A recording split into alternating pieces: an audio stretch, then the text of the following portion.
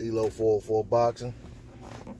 Alright, y'all. So, after Jose Ramirez beats Victor Postol in a hard-fought defense of his WBO and WBC titles, there's a roadblock in the way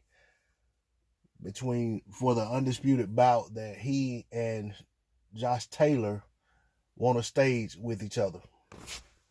And as there always is, there's always one. When you got four sanctioning bodies, there's always one who wants to get in the way of Undisputed.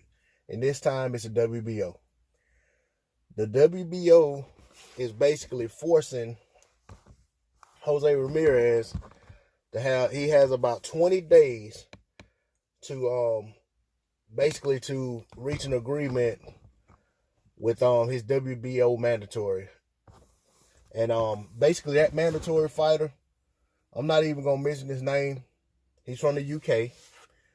I'm not gonna mention his name because I don't care enough about this WBO mandatory fight to even give credence to what his name is. But I will say this. He's promoted by Top Rank. He's promoted by Frank Warren, my apologies, who does business with Top Rank. We know Ramirez is a Top Rank fighter. And then Josh Taylor also recently signed with Top Rank. But I will say that this said mandatory for the WBO, who Ramirez only has 20 days to come to an agreement with, or it's going to go to purse bid, has said that he will not accept step-aside money.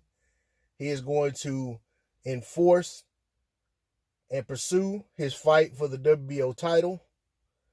And with that being said, that puts all kind of barriers in the way of this undisputed fight that we've pretty much been waiting on ever since the Taylor Prograis fight, and ever since the Ramirez, I think it was Hooker was the last person Ramirez fought prior to the Postol fight.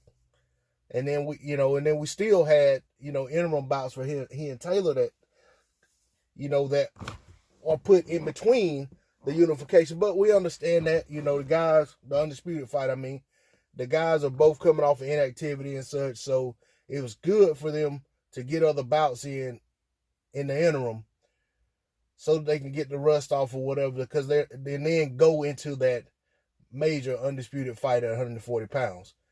I'm hopeful that agreement can be made, because when you think about it, with Taylor and Ramirez both pretty much in the same stable promotional wise, it's in the best interest of their promotional company to make this fight happen.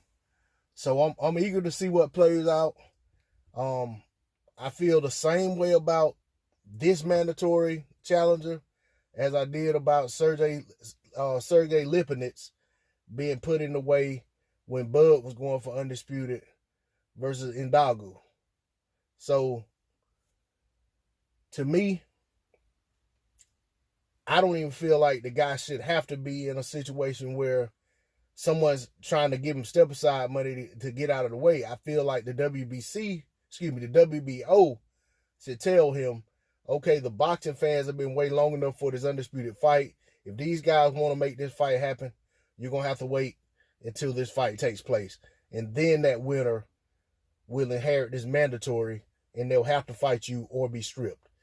Because 9 times out of 10, you got both guys who are already talking about 147 anyway. 9 times out of 10, the WBO title is going to be vacant. Going to be vacated by the winner regardless. All of the belts may be vacated by the winner, because I don't think the winner's going to stick around and defend at 140 pounds anyway.